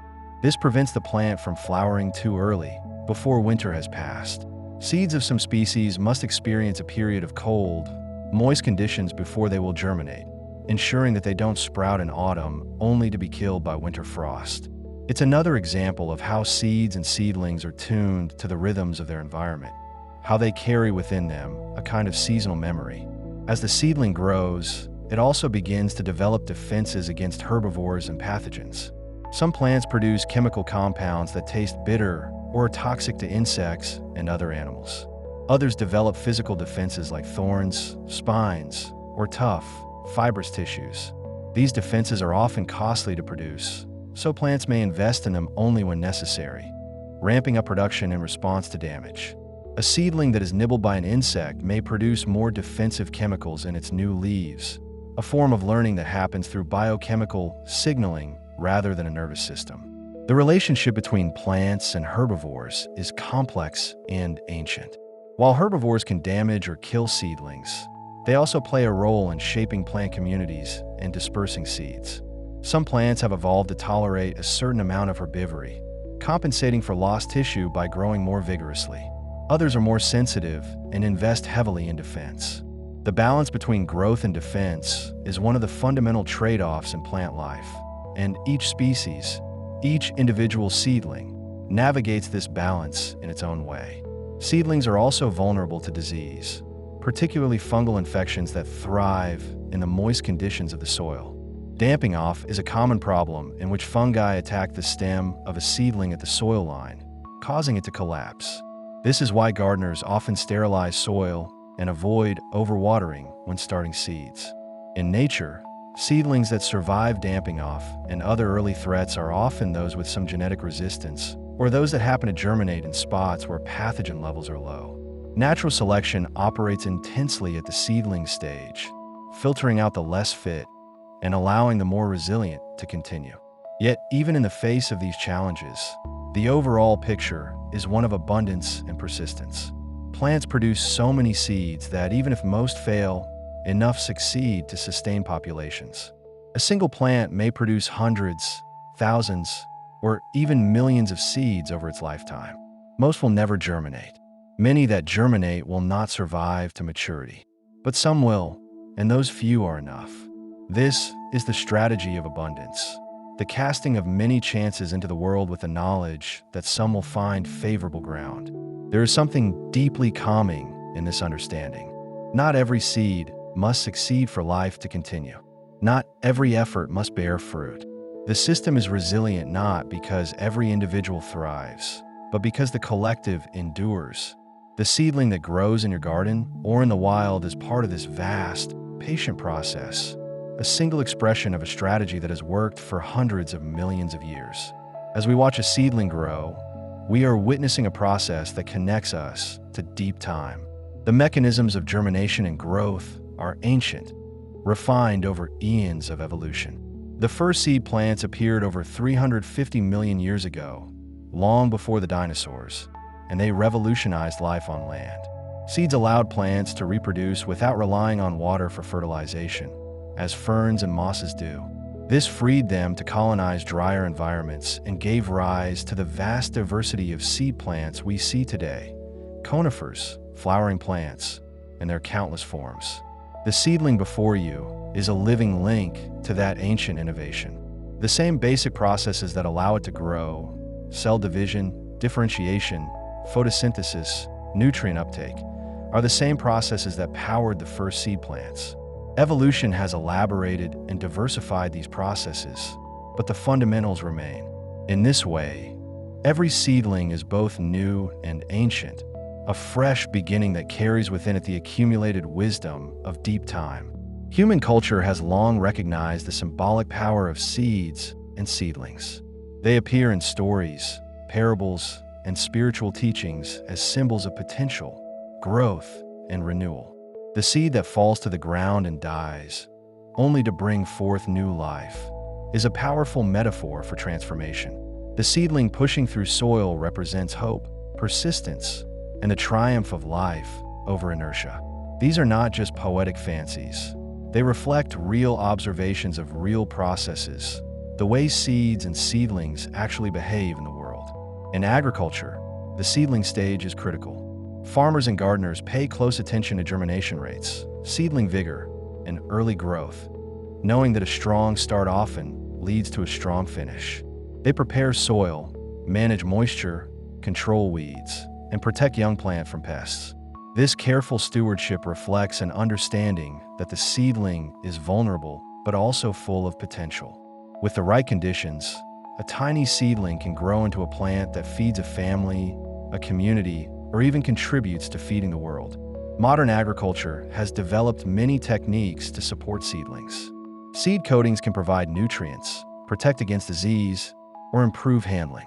Transplanting allows seedlings to be started in controlled environments and move to the field when conditions are optimal. Greenhouses extend the growing season and protect young plants from harsh weather. These technologies are built on a foundation of understanding how seeds and seedlings work, what they need, and how they respond to their environment. They are, in a sense, ways of collaborating with the plant's own processes rather than overriding them. In ecological restoration, seedlings play a vital role in healing damaged landscapes. Restoring a forest, a prairie, or a wetland often begins with seeds and seedlings. Native plants are grown from seed and planted in degraded areas, where they gradually rebuild soil, provide habitat, and restore ecological functions. This work requires patience, as ecosystems take years or decades to mature, but it is deeply hopeful work. Each seedling is a small act of repair, a contribution to the renewal of the land. There's also a growing interest in seed saving and the preservation of plant diversity. Many traditional crop varieties and wild plant species are threatened by habitat loss, climate change, and the dominance of industrial agriculture. Seed banks around the world collect and store seeds, preserving genetic diversity for the future. Some of these seeds are kept in frozen vaults, in a state of suspended animation, waiting for the day they might be needed. Others are grown out periodically to refresh the stock and ensure viability. This work is a form of stewardship, a recognition that seeds are not just commodities, but living libraries of genetic information, each one a repository of evolutionary history. When you hold a seed in your hand, you are holding all of this: potential, history, resilience, and connection. The seed is small, often overlooked, but it contains within it the instructions and resources to build a new plant, to continue a lineage, to participate in the great cycles of life on Earth. And when that seed germinates, when the seedling emerges and begins to grow, it enacts those instructions in a process that is both ordinary and miraculous. The growth of a seedling is not dramatic in the way we often think of drama. It is not loud or fast or flashy. It is quiet, gradual, and steady. But it is also powerful in the sense that it is effective, that it works, that it transforms simple materials into complex living structures. The seedling does not hurry. It does not force. It simply grows, responding to light, water, and nutrients, following the patterns encoded in its genes and shaped by its environment. This quiet power is worth contemplating, especially in a world that often values speed and intensity. The seedling reminds us that growth can be gentle, that strength can be built slowly, that patience is not passivity, but a form of wisdom.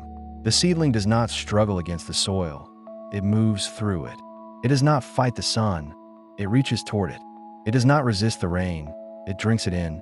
There's a kind of harmony in this, a way of being in the world that is both resilient and receptive. As you think about seedlings, you might also think about the conditions that allow them to thrive. Seeds need the right balance of moisture, temperature, and oxygen to germinate. Seedlings need light, water, nutrients, and space to grow. These are not complicated requirements, but they are specific. Too much or too little of any one thing can inhibit growth or cause failure. The seedling teaches us about balance, about the importance of meeting needs without excess or deprivation. In our own lives, we might ask what conditions allow us to grow, what we need to thrive, and how we can create or find those conditions. The metaphor is not perfect, of course. We are not plants. But there is something to be learned from the seedling's straightforward relationship with its environment. It does not grow in spite of its needs. It grows because its needs are met. It does not apologize for acquiring water or light. It simply uses them. There is a clarity in this, a lack of unnecessary complication. The seedling also teaches us about timing. Not all seeds germinate at once, even under ideal conditions. Some wait for specific cues. Some remain dormant for years. This staggered germination is a form of bed hedging, a way of spreading risk across time. If conditions are poor one year, some seeds remain in the soil, waiting for a better year. This patience is built into the system, a recognition that the right time is not always now, and that waiting is sometimes the wisest choice. In a culture that often emphasizes immediacy and constant activity, the seed's patience is a gentle counterpoint. It reminds us that not everything needs to happen right away, that some things are worth waiting for, and that dormancy is not the same as failure. The seed waiting in the soil is not inactive. It is poised, ready, conserving its resources until the moment is right. There is a quiet confidence in this, a trust in the process. As the seedling continues its growth, it moves through stages that are distinct yet continuous. The transition from seed to seedling to mature plant is gradual, with no sharp boundaries. At what point does a seedling become a plant? There is no precise answer, and perhaps that is fitting. Growth is a continuum, a process rather than a series of discrete events. Each stage flows into the next, and the plant is always in the process of becoming. This continuity is one of the soothing aspects of observing plant growth. There are no sudden crises, no abrupt transformations, just the steady accumulation of small changes, each one building on the last. A cell divides, a root extends, a leaf unfurls. Day by day, the plant becomes more itself, more established, more capable. And all of this happens in a rhythm that is slow enough to be calming, yet purposeful enough to be inspiring. The seedling, in its simplicity, also connects us to the broader web of life. It depends on soil organisms, on pollinators that will visit its flowers, on the sun that powers photosynthesis, on the water cycle that delivers rain. It will, in turn, provide food and habitat for other organisms, contribute to soil formation, and participate in nutrient cycles. No seedling is an island. Each one is embedded in relationships that extend in all directions, through space and time. Understanding these connections can deepen our appreciation for the seedling and for the natural world more broadly. The seedling is not just an isolated individual. It is a node in a network, a participant in systems that are far larger than itself. And yet, it plays its role without needing to understand the whole system, without needing to see the big picture. It simply grows, and in growing, it contributes. There's a kind of humility in this, and also a kind of grace. As we move deeper into the story of seeds and germination, We find that there's always more to discover, more layers of detail, more subtle interactions, more quiet wonders. The seedling that seemed simple at first glance reveals itself to be complex, sophisticated, and deeply adapted to its world. And yet, it remains accessible, understandable, and comforting in its fundamental patterns. You might imagine a seedling now, perhaps one you have seen or one you picture in your mind. See it there, small and green, its leaves reaching upward, its roots reaching downward. It is doing what it has evolved to do, what countless generations before it have done. It is growing quietly and steadily, in harmony with its environment.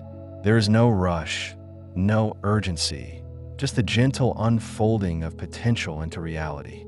And as you hold this image, you might feel a sense of calm, a recognition that growth is a natural process, that it does not require force or stress, that it happens in its own time, in its own way.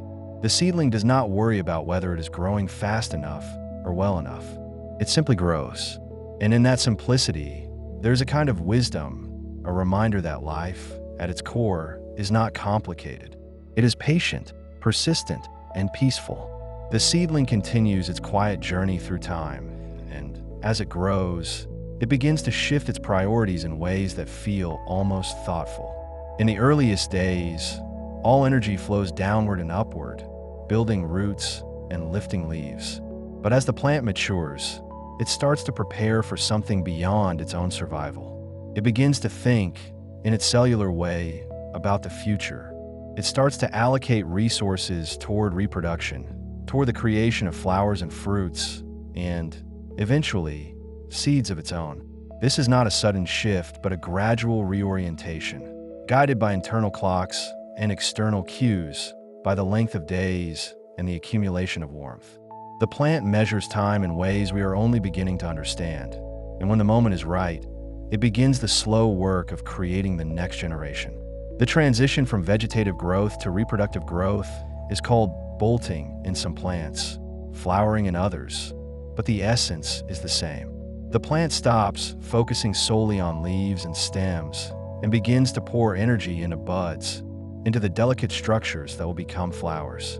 This shift is often triggered by photoperiod, the length of day and night. Some plants are long day plants, flowering only when the days stretch beyond a certain threshold. Others are short day plants, waiting for the nights to lengthen before they bloom. Still others are day neutral, flowering based on age or size rather than light. These strategies ensure that flowering happens at the right time, when pollinators are available, when conditions favor seed development, when the next generation has the best chance of success. Inside the plant, this transition is orchestrated by a cascade of genes and hormones. A protein called phloragen, sometimes called the flowering hormone, travels from the leaves to the shoot apex, where it triggers the transformation of vegetative buds into floral buds. This is one of the most profound shifts in a plant's life, a change in destiny encoded in a molecular signal. The shoot apex, which had been producing leaves in a steady, predictable rhythm, suddenly begins to produce petals, stamens, pistils, all the intricate parts of a flower. It is a metamorphosis as complete as any in the natural world, and it happens quietly, without fanfare, in gardens and fields and forests all around us. The flower itself is a marvel of evolutionary engineering, designed to facilitate reproduction. Each part has a role. The petals attract pollinators with color and scent. The stamens produce pollen, tiny grains carrying the male genetic material. The pistil houses the ovary, where the ovules wait to be fertilized. When a pollinator visits, it carries pollen from one flower to another, enabling the transfer of genetic information across distances. This is sexual reproduction, a strategy that creates genetic diversity, that shuffles traits and produces offspring with new combinations of characteristics. It is slower and more complex than simply cloning oneself, but offers resilience, adaptability, the raw material for evolution.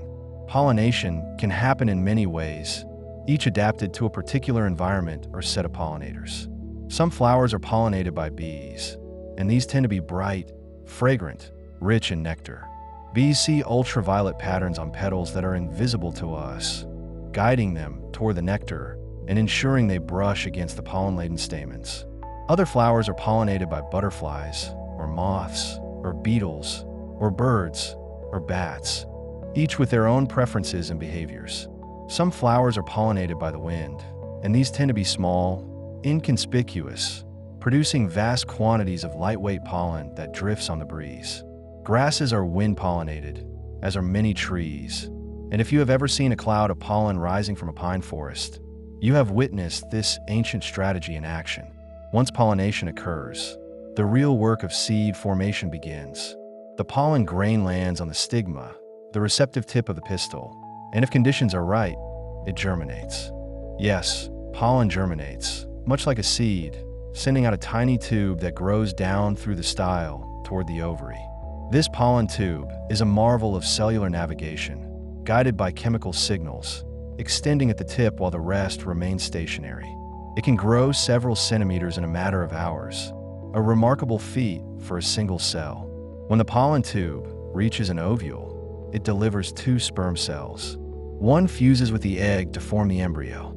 The other fuses with 2 other cells to form the endosperm, the nutritive tissue that will feed the embryo. This double fertilization is unique to flowering plants, an elegant solution to the problem of provisioning the next generation. After fertilization, the ovule begins its transformation into a seed. The embryo develops, passing through stages that echo the evolutionary history of plants. The endosperm accumulates starches, proteins, oils, whatever the species uses as its primary energy reserve. The outer layers of the ovule harden into the seed coat, protective and tough. Meanwhile, the ovary itself transforms into a fruit, a structure designed to protect the developing seeds and, eventually, to aid in their dispersal. Fruits come in astonishing variety. Some are fleshy and sweet, attracting animals who eat them and disperse the seeds in their droppings. Some are dry and winged, designed to catch the wind. Some have hooks or barbs, clinging to fur or feathers. Some explode, flinging seeds away from the parent plant. Each strategy reflects millions of years of trial and refinement. The formation of a seed is not instantaneous. It can take weeks or months, depending on the species and conditions. During this time, the parent plant continues to photosynthesize, continues to draw water and nutrients from the soil, channeling resources into the developing seeds. This is a costly investment. Producing seeds requires significant energy, and plants must balance this against their own survival needs.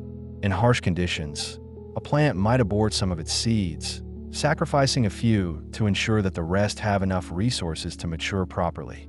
This is not failure but strategy, a calculated decision encoded in the plant's physiology. As the seed matures, it undergoes a process called desiccation tolerance development. The embryo and endosperm gradually lose water, their metabolism slows, and they enter a state of suspended animation. This is the same dormancy we explored earlier, but now we see it from the perspective of development rather than germination. The seed is being prepared for a journey through time and space, equipped with everything it needs to wait, to endure, to recognize the right moment to begin again.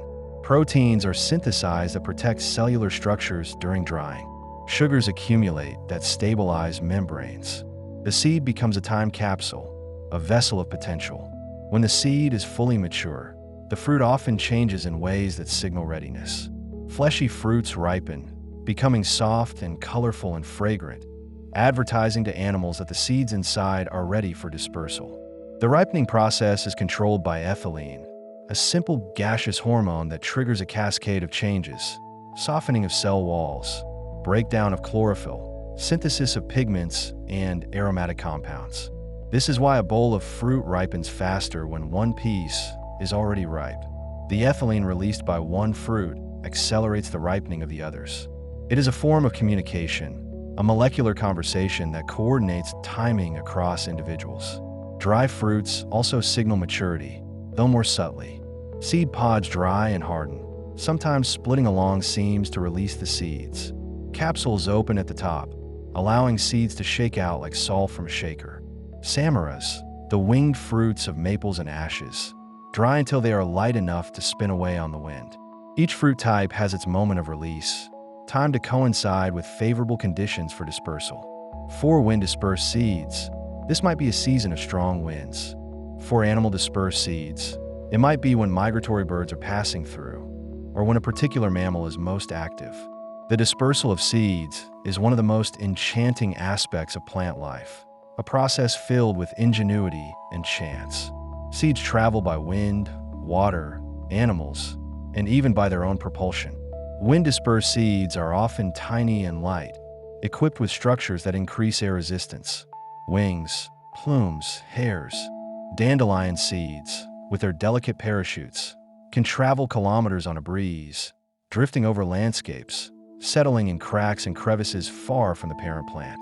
Maple seeds spin as they fall, slowing their descent and allowing the wind to carry them horizontally.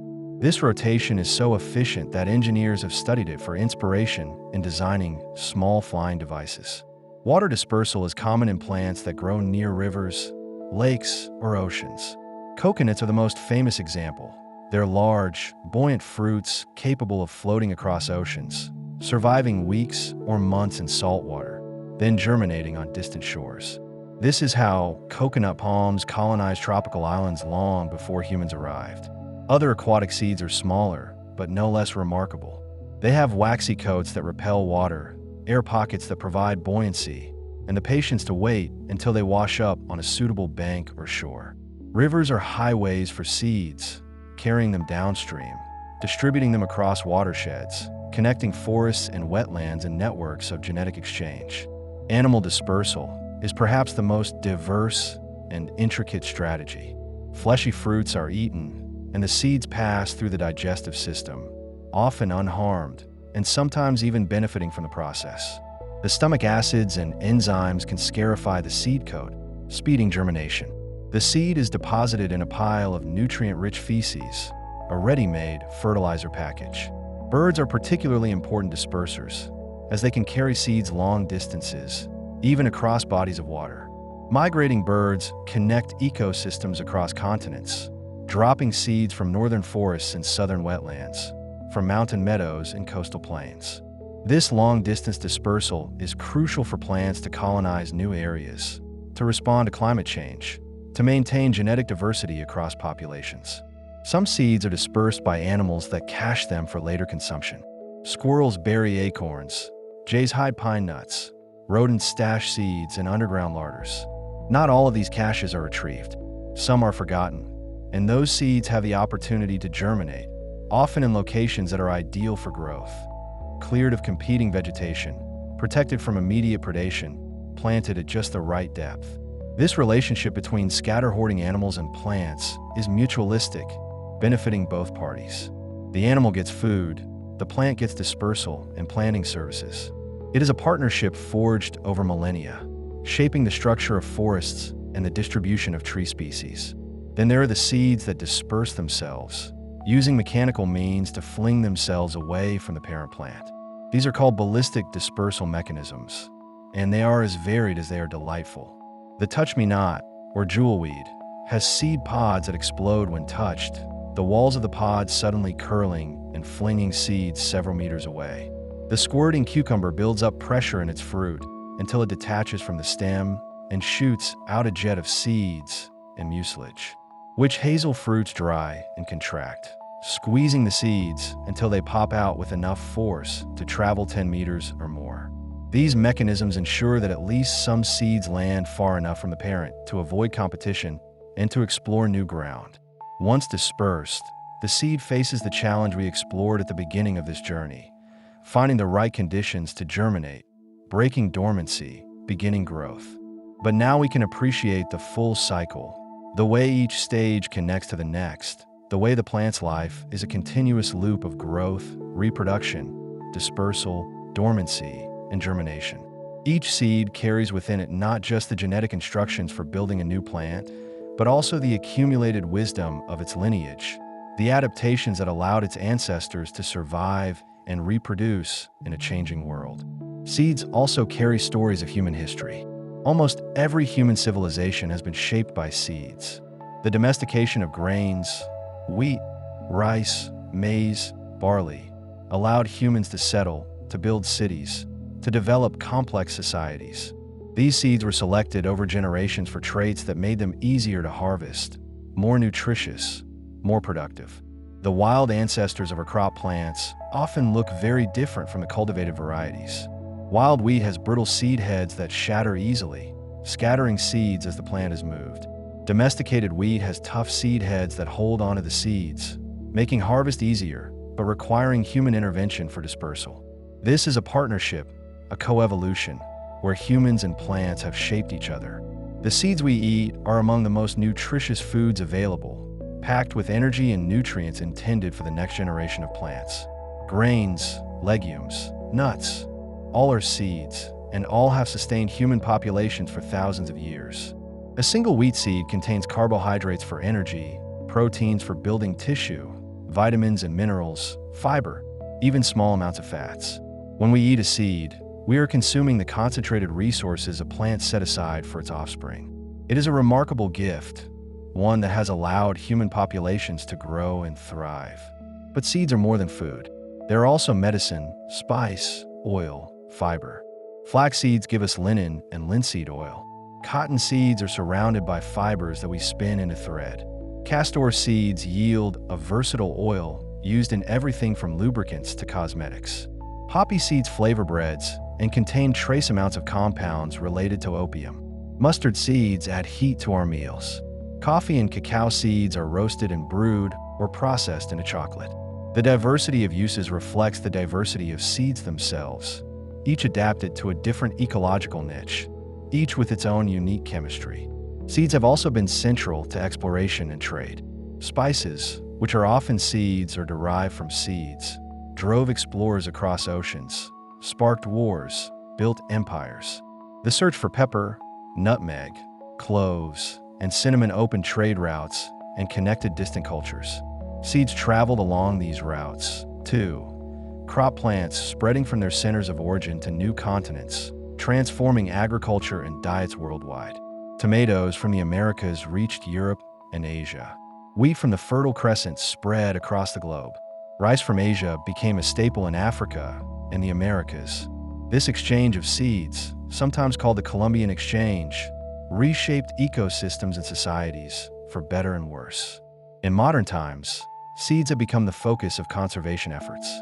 Seed banks, like the Svalbard Global Seed Vault in Norway, store millions of seeds from crop varieties and wild relatives, preserving genetic diversity for the future.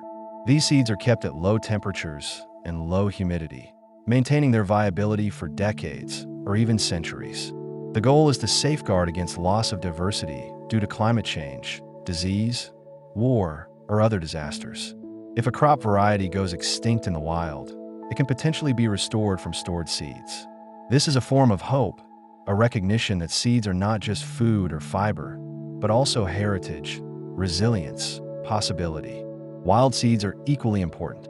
Many wild plant species are threatened by habitat loss, and their seeds represent the genetic diversity that future ecosystems will need to adapt to changing conditions. Conservation organizations collect and store seeds from rare and endangered plants, sometimes attempting to restore populations by reintroducing seeds into protected habitats. This work is slow and often uncertain, but it is driven by the understanding that every species lost is a door closed, a set of adaptations and relationships erased from the world. Seeds also hold secrets about the past. Paleobotanists study fossilized seeds to understand ancient climates and ecosystems. Seeds preserve well because of their tough coats and dense tissues, and they can be identified as species even after millions of years. By examining the types of seeds found in sediment layers, scientists can reconstruct what plants grew in a region at a particular time, what the temperature and rainfall were like, how ecosystems responded to past climate changes. This information helps us understand how plants might respond to current and future changes, providing context for conservation and management decisions. Some seeds have even been germinated after extraordinary periods of dormancy. The record for the oldest viable seed belongs to a date palm seed found in Israel, dated to about 2,000 years ago. It was discovered in an archaeological excavation at Masada, and, when planted under carefully controlled conditions, it germinated and grew into a healthy plant.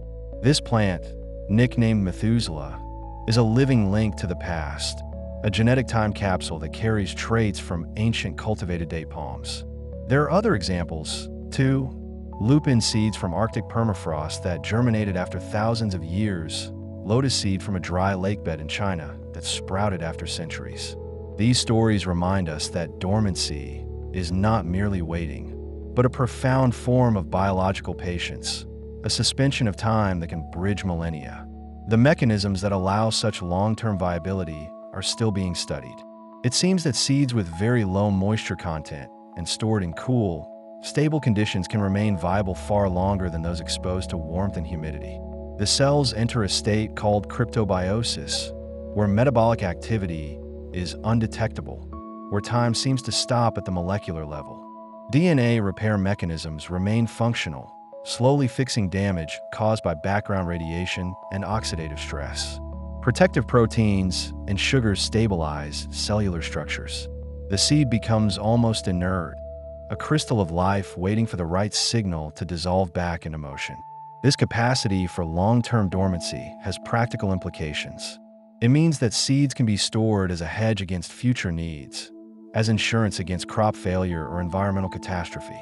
It also means that seeds buried in soil can form a seed bank, a reservoir of genetic diversity waiting underground.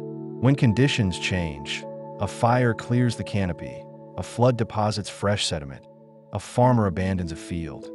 These buried seeds can germinate, repopulating the area with species that might have been absent for years or decades. Soil seed banks are a form of ecological memory, allowing ecosystems to recover from disturbance, to retain diversity even when the visible vegetation changes. The study of seeds and germination is a field that blends many disciplines: botany, ecology, genetics, physiology, chemistry, even physics. Researchers use microscopes to observe the cellular changes during germination, molecular tools to track gene expression, sensors to measure water uptake and oxygen consumption, mathematical models to predict germination rates under different conditions. Each approach reveals a different facet of the process, and together they build a comprehensive picture of how seeds work, how they have evolved, how they interact with their environment. One of the ongoing mysteries is how seeds sense their environment so precisely. We know that they respond to light, temperature, moisture, and chemicals, but the exact mechanisms are still being unraveled. Photoreceptors in the seed coat detect light quality and quantity. Temperature sensors, likely proteins that change shape in response to heat or cold, trigger germination pathways. Chemical receptors respond to gibberellins, abscisic acid, and other hormones.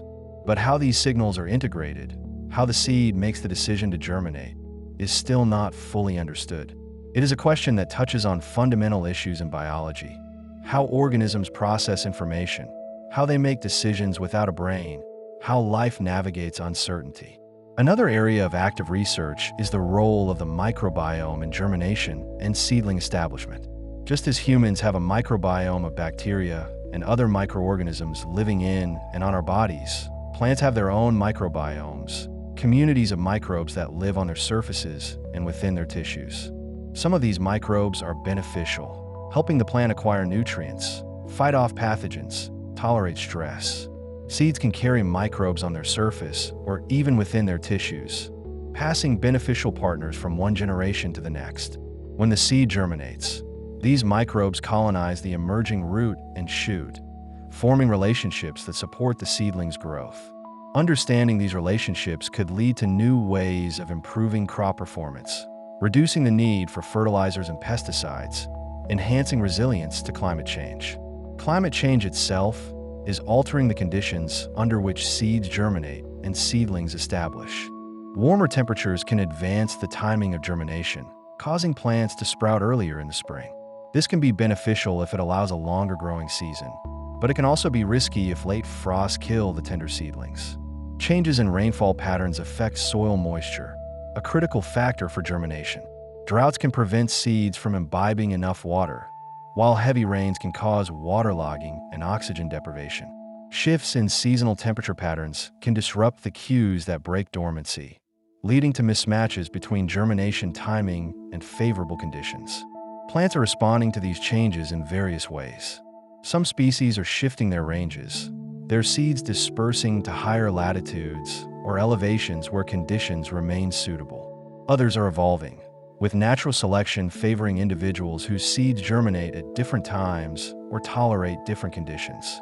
These evolutionary changes can happen surprisingly quickly, especially in annual plants with short generation times. Researchers are documenting these shifts, trying to predict which species will be able to adapt and which might be left behind, unable to keep pace with the rate of environmental change. There is something deeply reassuring about the resilience of seeds, their capacity to wait, to adapt, to persist. In a world that often feels chaotic and uncertain, seeds remind us that life has weathered countless changes, that the strategies encoded in these tiny packages have been tested and refined over hundreds of millions of years. They remind us that patience is not passive, but an active form of preparation, that waiting for the right moment is a form of wisdom. They remind us that beginnings are always possible, that even after fire or flood or frost, the soil holds the promise of renewal. As you lie here, perhaps drifting towards sleep, you might imagine yourself as a seed, resting in the quiet darkness, safe and protected, waiting for the right moment to begin. There is no rush. The conditions will come when they come. For now, there's only the stillness, the slow accumulation of readiness, the trust that when the time is right, you will know. Your body, like the seed, has its own wisdom, its own rhythms and cycles. It knows how to rest, how to restore, how to prepare for the day ahead. You do not need to force anything. You can simply be suspended in this moment, held by the same forces that hold the seed in its dormancy. The journey of the seed, from formation to dispersal to dormancy, to germination to growth, is a cycle that repeats endlessly across the living world. Each seed is a point on this circle, a moment in a story that stretches back to the first plants and forward into an unknowable future. By understanding seeds, we connect ourselves to this larger story. We see our place in the web of life. We appreciate the intricate beauty of the processes that sustain us. And in that appreciation, there is peace, a sense of belonging, a reminder that we are part of something vast and ancient and ongoing. The science of seeds is also a science of hope.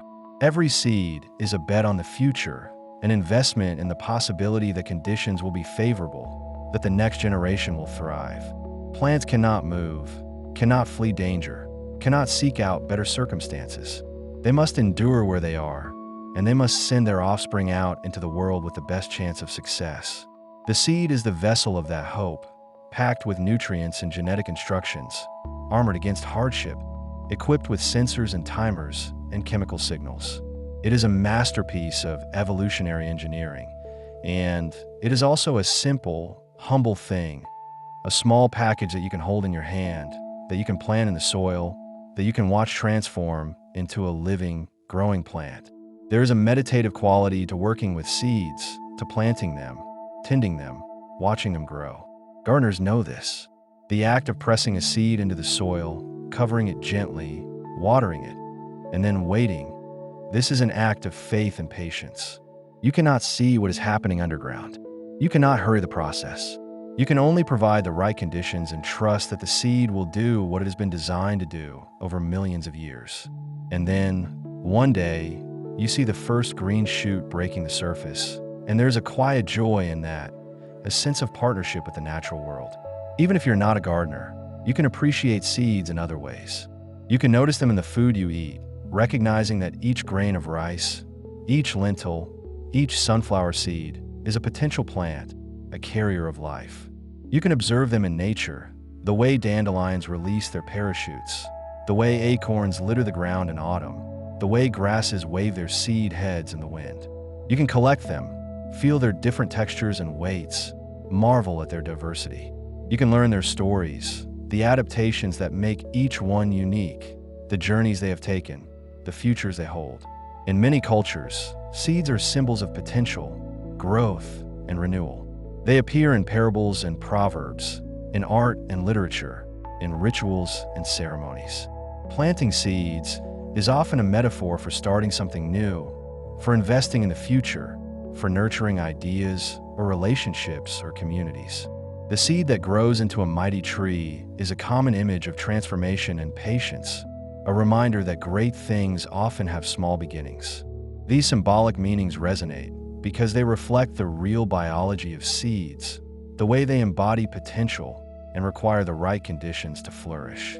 As we near the end of this journey through the world of seeds and germination, it is worth reflecting on what we have learned, not just as facts, but as feelings. We have learned that seeds are patient, that they can wait for years or even centuries for the right moment. We have learned that they are resilient, equipped with layers of protection and sophisticated sensing mechanisms. We have learned that they are generous, packed with nutrients intended for the next generation, but often shared with animals and humans. We have learned that they are connected, part of vast networks of relationships involving soil, water, light, microbes, pollinators, and dispersers. We have learned that they are ancient, carrying genetic information that stretches back through deep time, and that they are also constantly evolving, adapting to new challenges and opportunities. All of these qualities, patience, resilience, generosity, connection, continuity, adaptability, are qualities that we might aspire to in our own lives. The seed does not struggle or strain. It does not worry about the future or regret the past. It simply is fully present in its dormancy or its growth, responding to the world as it unfolds. There's a lesson in that, a model for how we might move through our own days, especially in moments of rest and uncertainty. We can trust in our own capacity to wait, to sense the right moment, to respond when the time comes. We can recognize that rest is not wasted time, but a necessary phase, a preparation for growth. The study of seeds also reminds us of the interconnectedness of all life. No seed germinates in isolation. It depends on the soil, which depends on microbes and minerals and the decay of previous generations of plants. It depends on water, which cycles through the atmosphere and the earth in patterns shaped by climate and geography. It depends on light from the sun, energy that has traveled across space to power photosynthesis. It depends on pollinators and dispersers, on the complex web of relationships that make up an ecosystem. When we understand seeds, we understand that we, too, are part of this web, dependent on plants for food and oxygen, on soil for growing our crops, on water and sunlight, and the countless invisible processes that sustain life on Earth. There is comfort in this interconnectedness, a sense that we are not alone, that we are held and supported by systems far larger than ourselves. Just as the seed is cradled in the soil, surrounded by moisture and warmth, we are cradled by the earth, by the atmosphere, by the intricate balance of living and non-living systems that make our existence possible. This is not a mystical idea, but a scientific reality, and recognizing it can bring a sense of peace, a feeling of being at home in the world.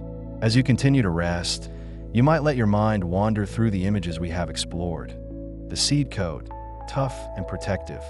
The embryo, curled and waiting. The first root, pushing gently into the soil. The first leaves, unfolding toward the light.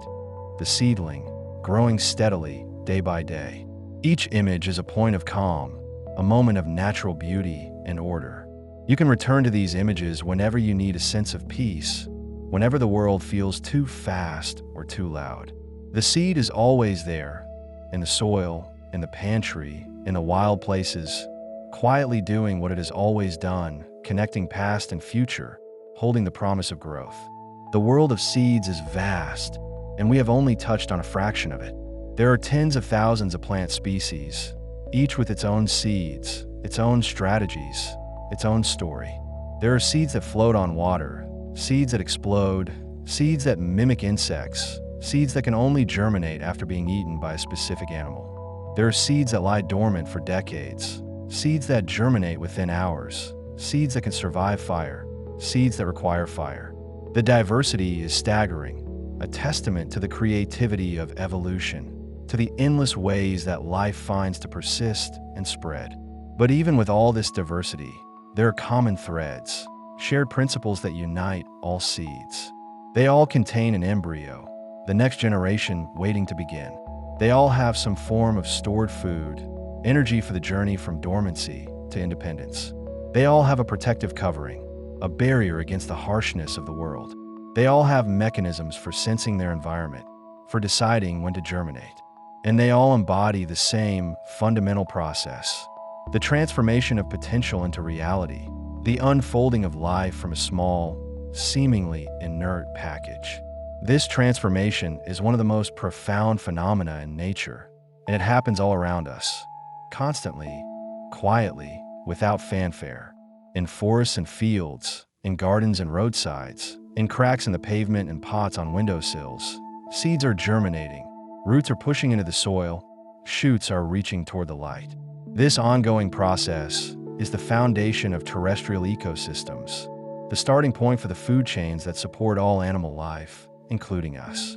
It is easy to overlook, easy to take for granted, but when we pause to consider it, when we really see it, it is astonishing.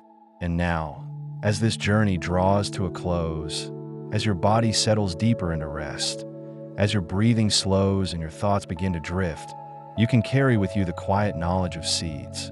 You can remember that growth takes time, that patience is a form of strength, that rest is essential, that the right conditions will come. You can trust in the wisdom of your own body, its rhythms and cycles, its capacity to heal and renew. You can let go of the need to control or hurry, and simply allow yourself to be, like the seed in the soil, held and supported